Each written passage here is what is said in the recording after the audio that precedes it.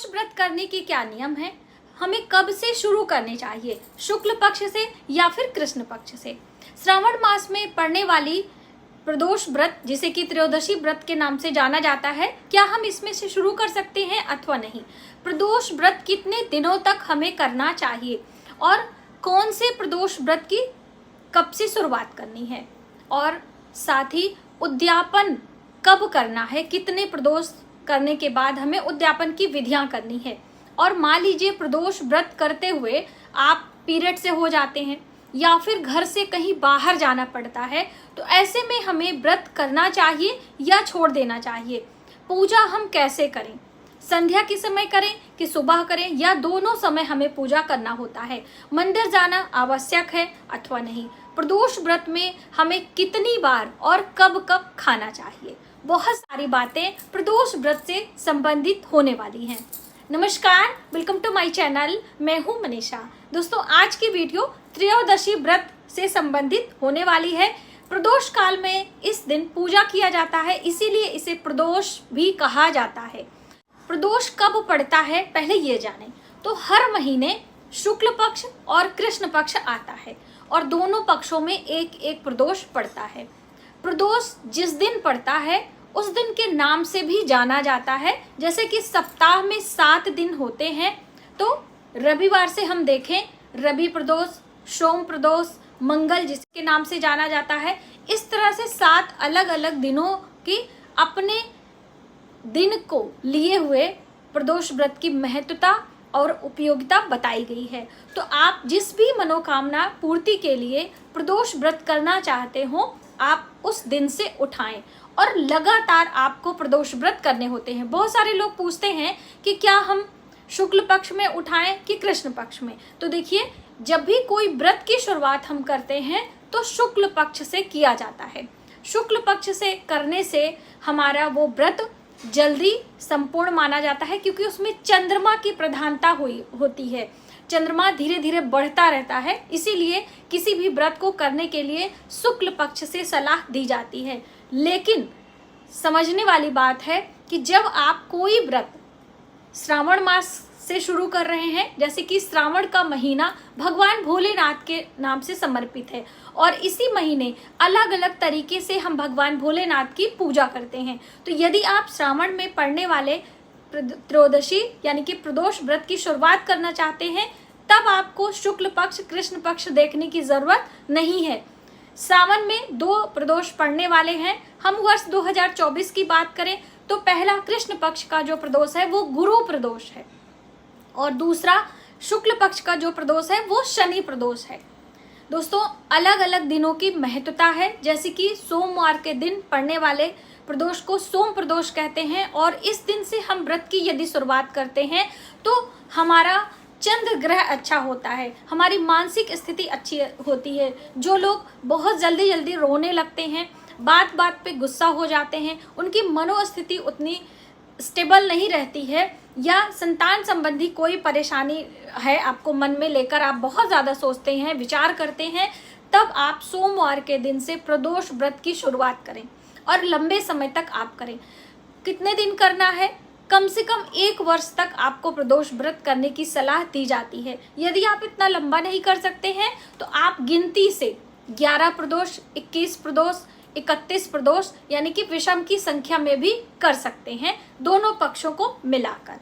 तो आपने जाना कि हम कब से शुरू कर सकते हैं और कितने प्रदोष हमें करने होते हैं। अब आइए जानते हैं दोस्तों कि भौम प्रदोष की क्या महत्वता है, जो कि मंगलवार के दिन को भौम प्रदोष कहते हैं।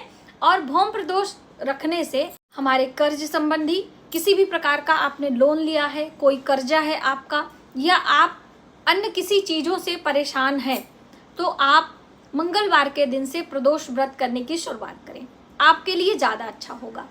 अब आते हैं दूसरे दिन बुध प्रदोष। बुध बुद्धि के दाता भगवान गणेश के नाम से जाना जाता है। बुधवार का दिन, इस दिन विद्या बुद्धि के लिए यदि आप अपने बच्चों के लिए व्रत करना चाहते हैं विद्या प्राप्ति के लिए, तो आप बुधवार के दिन से प्रदोष व्रत की शुरुआत करें।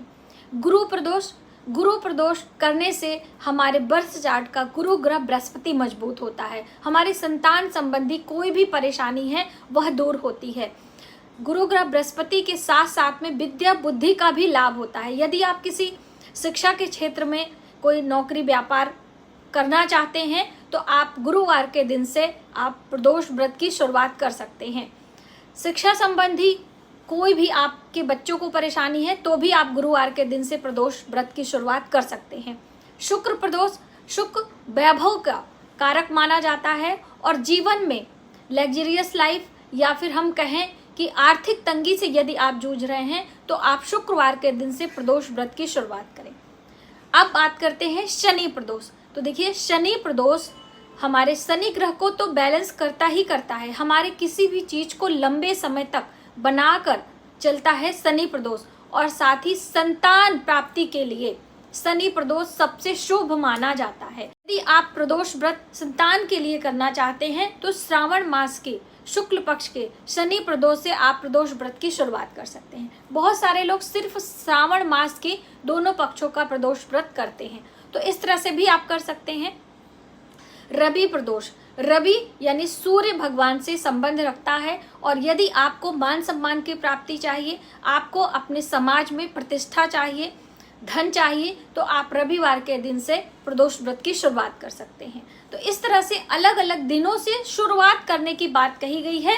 उसके बाद आपको कंटिन्यू करना चाहिए, बीच में हमें कभी भी व्रत को छोड़ना नहीं चाहिए। चाहे आप सफर में हो, चाहे आप पीरियड से हो, चाहे आप किसी शादी ब्याह में गए हो, कभी भी हम जब व्रत की शुरुआत करते हैं तो बीच में छोड़ा नहीं जाता है। यदि हम काउंटिंग के हिसाब से करने का सोच रहे हैं, यानी 11 कर रहे हैं, 21 कर रहे हैं, तो हमें इस बात का ध्यान रखना है। पीरियड के दिनों में कैसे करेंगे? तो देखिए, पीरियड के दिनों में भी हमें व्रत करना है, सिर्फ पूजा नहीं करेंगे। पूजा कैसे नहीं करना है? कर्म कांड विधि से पूजा नहीं करेंगे, हम मानसिक विधि से पूजा कर सकते हैं। हम ईश्वर को प्रणाम कर सकते हैं, हम उन्हें अपने भाव से पुष्प अर्पित कर सकते हैं, हम मंत्रों का जप कर सकते हैं अपनी उंगलियों पर, हम कोई पाठ पढ़ सकते हैं, प्रदोष व्रत की कथा आप पढ़ सकते हो, मोबाइल ले सकते हो, कैसे भी करके अपनी पूजा पाठ की चीज़ों को स्पर्श ना करते हुए हम मानसिक विधि से ये सारे कार्य कर सकते हैं। अच्छा होता है, मान्य भी होता है, इसमें कोई दोष नहीं लगता है। इसी तरह से जब आप सफर में जा रहे हैं तो आप सूखा व्रत कर लें, मानसिक विधि से देवी देवताओं को आप सभी चीजें समर्पित करके क्षमा प्रार्थना करते हुए आप अपने व्रत को जल फल लेकर कर सकते हैं। फिर अगले प्रदोष को आप ईश्वर से क्षमा मांगकर इस व्रत को कंटिन्यू करें। लगातार आपने 11 प्रदोष का यदि संकल्प लिया है तो पूरे 11 कंप्लीट करने के बाद 12वें प्रदोष पर आपको उद्यापन करना चाहिए। उद्यापन हमेशा दिन में किया जाता है, और उद्यापन के दिन जैसे आपने पूजा अर्चना करते हैं वैसे करके सवा की संख्या में, यानी कि सवा पाव, सवा किलो, 5.25 किलो, इस तरह से आप अपने हिसाब से अपने बजट के अनुसार क्वांटिटी तय कर सकते हैं।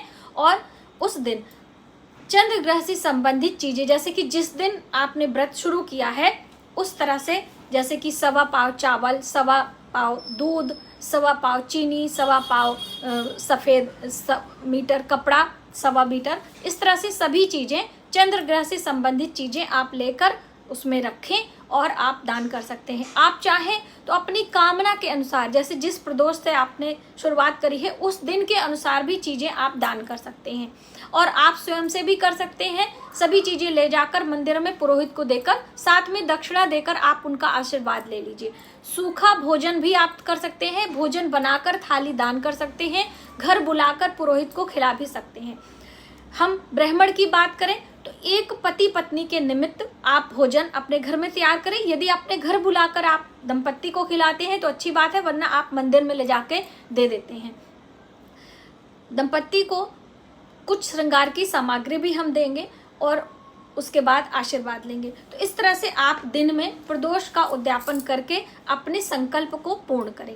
और जब हम शुरू करेंगे प्रदोष व्रत में तो प्रदोष पहले दिन संकल्प लेना जरूरी है, जो कि ज़्यादातर लोग नहीं करते हैं। तो आप संकल्प अवश्य लीजिएगा। हाथ में जल अक्षत पुष्प लेकर भगवान गणेश के सामने आप जल फल पर रह रहे हैं, एक समय भोजन कर रहे हैं। जैसे कि खाने पीने की हम बात कर लें तो इसमें रात्रि के समय एक अनाज खाया जाता है, तो आप चाहें तो हलवा पूरी, सेवइयाँ पूरी, दलिया ये ले सकते हैं। आप चाहें तो जल फल पे भी रह सकते हैं, जैसे भी आपको करना आप संकल्प में बोल सकते हैं।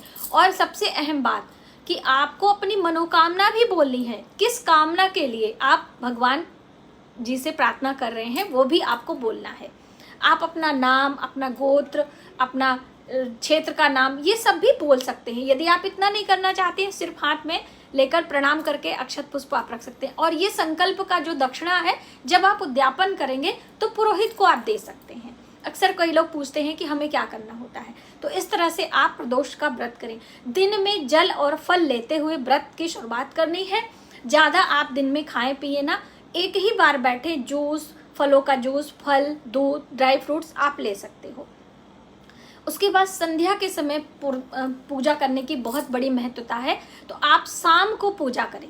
प्रदोष काल में आप कहीं ऑफिस जाते हैं, आप कहीं किसी काम पर जाते हैं, तो अपने काम से आकर पूजा कर सकते हैं। रात्रि को भी पूजा भगवान भोलेनाथ की जा सकती है। आप शिवालय भी जा सकते हैं, आपके घर के आसपास का कोई भी मंदिर हो, आप वहां जाकर पूजा कर सकते हैं। तो इस तरह से आप यदि नियम के अनुसार विधि विधान से भगवान भोलेनाथ की पूजा करते हैं तो आपकी सभी मनोकामनाएं पूर्ण होती हैं। दोस्तों, आप शिवलिंग की भी पूजा कर सकते हैं, प्रतिमा की भी पूजा कर सकते हैं, आप घर में भी कर सकते हैं, मंदिर में भी कर सकते हैं, लेकिन कोशिश करें कि हर प्रदोष को 1 लोटा जल भगवान भोलेनाथ के शिवालय जाकर आपको अर्पित करना चाहिए।